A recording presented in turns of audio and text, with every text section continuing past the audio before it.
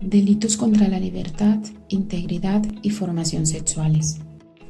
Trabajo presentado por los estudiantes Gisette Dayana Burgos, Edison Londoño y Shirley Ayala, estudiantes de la Facultad de Derecho de la Universidad Politécnico Gran Colombiano, sede Medellín. Docente encargada, Joana Marcela Lopera. Nos vamos a ocupar en este espacio de las conductas que atentan contra la libertad, integridad y formación sexuales. Nuestro Código Penal vigente, o Ley 599 de 2000, las agrupa en 4 capítulos y las clasifica en 3 conductas que son la violación, los actos sexuales abusivos y la explotación sexual. Nos ocuparemos solamente de las 2 primeras, contenidas en los artículos 205 al 212A de la mencionada ley. El bien jurídico que protege el legislador al tipificar esas conductas es el mismo comprendido en la denominación: la libertad, integridad y formación sexual de la persona. Se considera libertad desde el ámbito sexual como esa facultad que tiene el ser humano de determinarse autónomamente en cuanto a eso, su sexualidad. Implica que cada persona tiene la posibilidad de escoger la opción sexual de su preferencia, además de cómo, cuándo, dónde y con quién realizar la práctica de esta. La integridad sexual comprende el todo, desde la etapa de formación, la etapa de construcción del criterio sexual y luego la etapa de libertad, que como ya lo mencionamos, es ejercer libremente la opción sexual y está dada en Colombia desde los 14 años, ya que implica la existencia de una cierta capacidad intelectual para comprender el alcance del acto sexual. Por último, el concepto de formación sexual está estipulado para proteger a los menores de 14 años de edad, al igual que a las personas que tengan alguna limitación mental. Con respecto a los menores de edad, la ley limita la determinación de su voluntad, haciendo delictivas las conductas aun cuando medie el consentimiento ya sea expreso o tácito de la víctima. Sujetos y modalidades para la comisión de estos delitos. Los delitos comprendidos en este título se denominan delitos comunes, porque cualquier persona puede cometerlos, es decir, que cualquiera puede ser tanto sujeto activo como sujeto pasivo de las conductas, con algunas ciertas particularidades, ya que en algunos casos se exige una condición especial a los sujetos que trataremos a continuación en la descripción de cada tipo penal. El primer capítulo, denominado de la violación, está integrado por 3 tipos penales, que son acceso carnal violento, acto sexual violento y acceso carnal o acto sexual en persona puesta en incapacidad de resistir. El primero de estos tipos penales que vamos a describir es el acceso carnal violento. Ese se encuentra contenido en el artículo 205, el cual reza: el que realiza acceso carnal con otra persona mediante violencia incurrirá en prisión de 12 a 20 años. Para poder entender ese artículo, debemos remitirnos a la explicación que hace el artículo 212 sobre el contenido y alcance de las palabras acceso carnal. Literalmente se entiende por acceso carnal la penetración del miembro viril por vía anal, vaginal u oral, así como la penetración vaginal o anal de cualquier otra parte del cuerpo humano u otro objeto.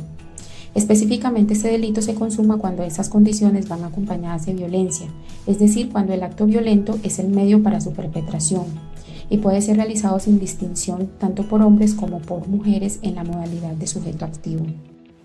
Sobre esa definición que trae la Ley 599 de 2000 hay que hacer algunas consideraciones. Primero, la penetración del miembro viril por vía anal, vaginal u oral puede ser total o parcial para que la conducta sea consumada, sin que pueda entenderse como tal el tocamiento externo del miembro de las cavidades de la víctima o su mero acercamiento o rozamiento. Segundo, este tipo penal exige para su configuración el elemento violencia, que puede ser física o psíquica, ejercida sobre la víctima directa o indirectamente. Además, requiere que la fuerza sea irresistible y su finalidad sea el sometimiento de la víctima. Por último, cabe dentro de esa modalidad la omisión impropia, y será imputable por omisión quien tenga posición de garante, es decir, el deber de evitar el resultado y estando en la posibilidad de hacerlo, no lo haga.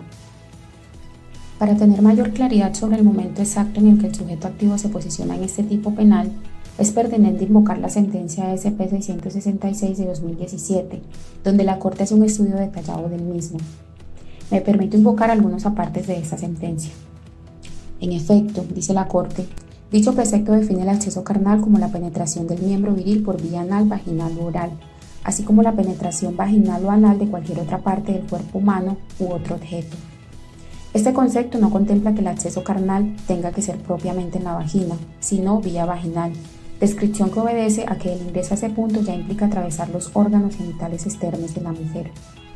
Resulta ilustrativo señalar que según la ciencia médica, los órganos genitales externos están conformados por la vulva, el monte de Venus, los labios mayores, el clítoris, los labios menores, el vestíbulo, el meato urinario, las glándulas de Bartolino, el himen, la horquilla vulvar y el periné. Autores nacionales como Luis Carlos Pérez, Antonio Vicente Arenas, Pedro Pacheco Osorio y el mismo Martínez Zúñiga coinciden en que la penetración o introducción puede ser incompleta o parcial, que no se requiere la exploración de la víctima y mucho menos que el acto alcance su perfección fisiológica. En todo caso, es necesario que haya un comienzo de penetración por mínima que sea para que se considere consumado el delito, sin que él mismo constituya tentativa de violación, así lo subraya la Sala. Una vez claro lo anterior, podremos concluir que si el miembro, los dedos o el objeto alcanzan a superar los labios mayores vaginales, habrá acceso. Y esto se da sin necesidad de ser invadido el introito vaginal, porque la parte externa de la vagina está comprendida hasta los labios mayores, lo que quiere decir que luego de superar esa zona siempre habrá penetración. El segundo tipo penal de este capítulo es el acto sexual violento. Se encuentra ubicado en el artículo 206 que dice: el que realice en otra persona acto sexual diverso al acceso carnal mediante violencia incurrirá en prisión de 8 a 16 años. Se trata aquí de un delito común, que no exige calidad especial alguna ni del sujeto activo ni del sujeto pasivo. El acto sexual, para ubicarse dentro de ese artículo, refiere a comportamientos únicamente con contenido y fines sexuales, que no impliquen introducción del miembro viril, otras partes del cuerpo u objetos en las cavidades anal, vaginal u oral. En este tipo cabe cualquier acto, siempre y cuando éste se realice para la satisfacción de apetencias sexuales del agresor. Como ejemplo de estos actos pueden ser besos o tocamientos a zonas íntimas, sexuales o erógenas. Estos actos no requieren prolongación en el tiempo, e igual como en el acceso carnal, se requiere que la conducta sea realizada con violencia. Al dilucidar este tipo penal es importante dejar claro que el mismo se puede materializar sin necesidad de que el sujeto activo toque al sujeto pasivo. Como un ejemplo de ello podemos decir que si Y le pide a Z que le envíe un video totalmente desnuda y además masturbándose para él, y esto lo hace bajo amenaza y sabemos que la amenaza no es más que la promesa de un mal futuro, ya nos estamos ubicando en este tipo penal. Y así lo deja claro la Corte en la sentencia S-4573 de 2019. El último tipo penal comprendido en este capítulo de la violación es el acceso carnal o acto sexual en persona puesta en incapacidad de resistir. Lo describe el artículo 207 de la siguiente manera: el que realiza acceso carnal con persona a la cual haya puesto en incapacidad de resistir o en estado de inconsciencia o en condiciones de inferioridad psíquica que le impidan comprender la relación sexual o dar su consentimiento, incurrirá en prisión de 12 a 20 años. Si se ejecuta el acto sexual diverso al acceso carnal, la pena será de 8 a 16 años. Para ubicarse dentro de este artículo en la calidad de sujeto activo no se requiere ninguna condición especial, pero sí lo requiere para el sujeto pasivo, y así se desprende del mismo artículo. Exige, primero, que la víctima haya sido puesta en incapacidad de resistir. Segundo, en estado de inconsciencia. Tercero, o en condiciones psíquicas que le impidan comprender o consentir tanto el acto sexual como el acceso carnal. No se requiere aquí la violencia física. La primera modalidad consiste en que el agresor, por cualquier medio no violento o intimidatorio, ponga a la víctima en una situación en la que sea incapaz de resistir. Pese a esta situación, la víctima en esta hipótesis debe estar plenamente consciente y en actitud de comprender la relación sexual. Se excluye aquí a las personas que padezcan una enfermedad, sean inválidos, parapléjicos, etc., porque del mismo tipo exige que la incapacidad de resistir debe ser causada por el sujeto activo en su artículo 210. La segunda modalidad consiste en un sometimiento de la voluntad de la víctima mediante la manipulación de su estado de conciencia. En esta hipótesis, la víctima no comprende la relación sexual, a diferencia del anterior donde comprende pero no puede evitarla. En este caso no la evita precisamente porque no puede comprenderla, como cuando se hace uso de sustancias narcóticas, alucinógenas o embriagantes. La tercera modalidad es parecida a la anterior. Tiene efectos similares por cuanto se coloca a la víctima en inferioridad psíquica que le impide comprender la relación sexual. El medio utilizado para lograr el cometido no son las sustancias, sino una manipulación psicológica o estado de sugestión que provoca al agresor para cometer el acto, Por ejemplo, generando tanta confianza en la víctima que ella crea que lo que está haciendo está bien y que está permitido. El segundo capítulo de este título se denominan de los actos sexuales abusivos. Comprende la descripción de 4 tipos penales, 2 de ellos dedicados a los menores de 14 años. Estos tipos penales son acceso carnal con menor de 14 años, acto sexual con menor de 14 años, acceso carnal o acto sexual abusivo con incapacidad de resistir y, por último, acoso sexual. En este capítulo quiso el legislador velar por la protección de los menores de 14 años. Se busca proteger la inocencia, la ineptitud por falta de madurez mental para entender el sentido en sí del acto. Aquí el consentimiento del menor es irrelevante, inoperante, por lo que, aún mediando consentimiento, de igual manera se tipifica el hecho. La diferencia con el capítulo anterior es la especial mención a la condición de víctima en virtud de su edad, limitación física o subordinación de la víctima con el agresor. La Corte Constitucional ha afirmado en reiterada jurisprudencia que los menores no pueden autodeterminarse sexualmente porque su criterio sexual se encuentra en formación y las conductas que entre adultos no tendrían reproche penal alguno cuando involucran a un menor de 14 años obtiene relevancia para el derecho penal. Se presume de derecho que los menores de 14 años no pueden prestar su consentimiento para ningún acto sexual. Con referencia a esta presunción de derecho, la jurisprudencia tiene distintos criterios porque unos consideran que vulnera el derecho de defensa, el principio de lesividad, etc. Pero lo que busca la Corte con esta prohibición es garantizar que el menor permanezca libre de interferencias en materia sexual. Vamos entonces a describir la configuración de cada una de estas conductas.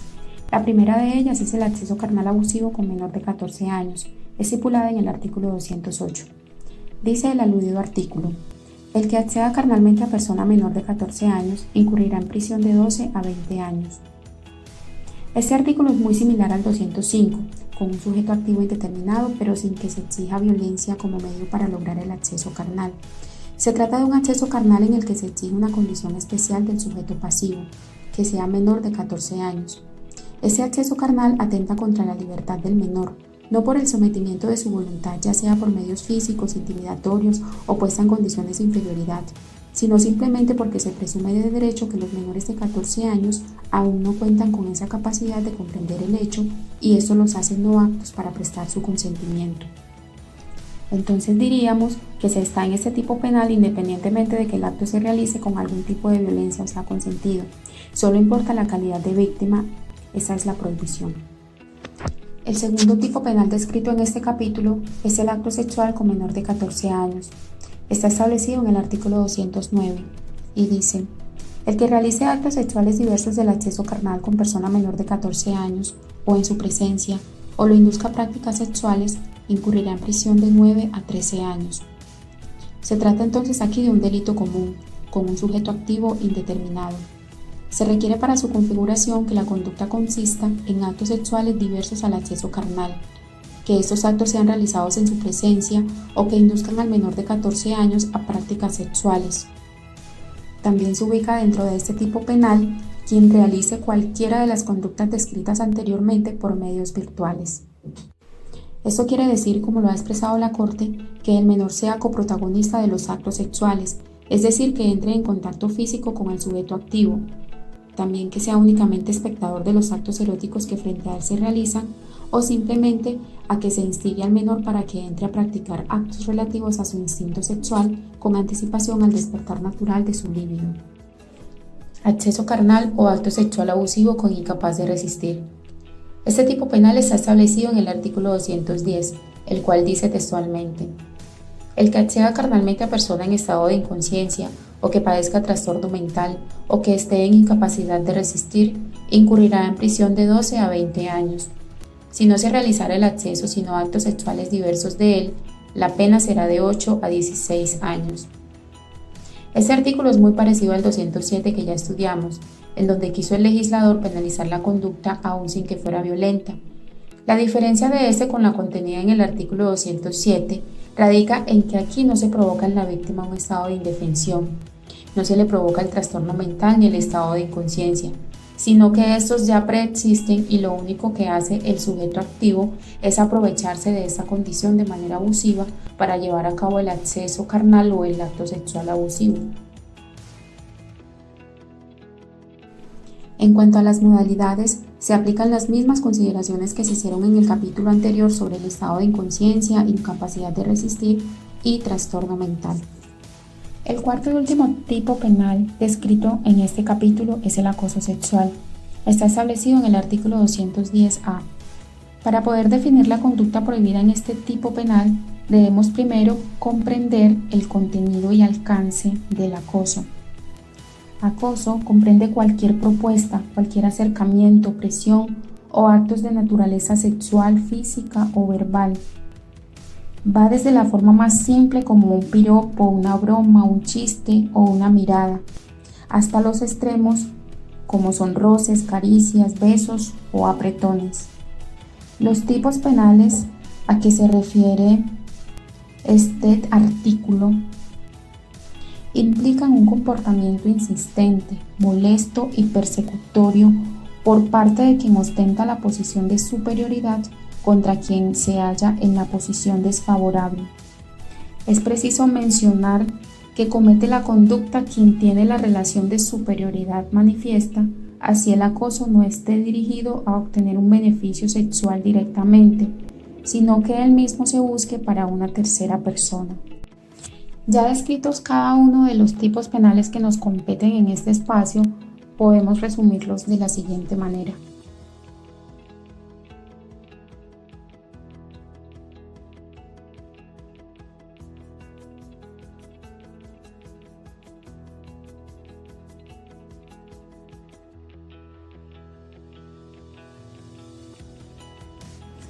La prescripción para todos esos delitos contra la libertad, integridad y formación sexuales es de 20 años.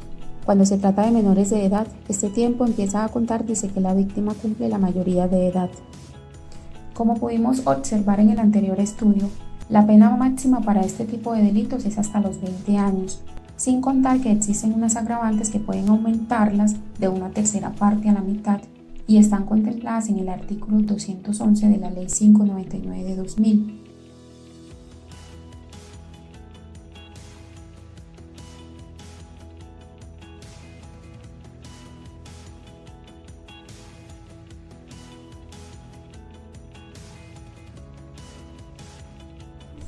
A manera de conclusión, podemos decir que de todos estos tipos penales que hemos estudiado, el que más preocupa o el que más interesa a la población en general son los cometidos con menores de 14 años. Así se puede observar en los últimos años, en donde se viene afrontando en la ciudadanía el tema sobre la cadena perpetua para violadores de niños, niñas y adolescentes. Tanto así que fue una de las propuestas de campaña del actual presidente de la República y con la cual adquirió gran cantidad de simpatizantes. Para algunos sectores de la oposición esto va en contra de la actual Constitución, ya que nuestra Constitución vela por un Estado social de derecho en el cual se prohíbe la prisión perpetua. Es por eso que se está gestionando por vía Congreso su implementación mediante una posible reforma constitucional. Comparando nuestras penas con las de otros países, observamos que no estamos tan mal en cuanto a medidas.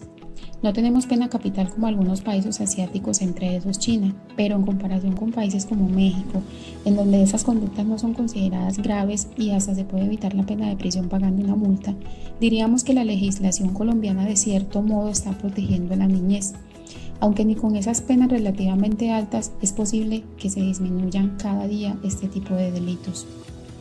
De esta manera terminamos nuestro tema, no sin antes agradecerles la atención brindada.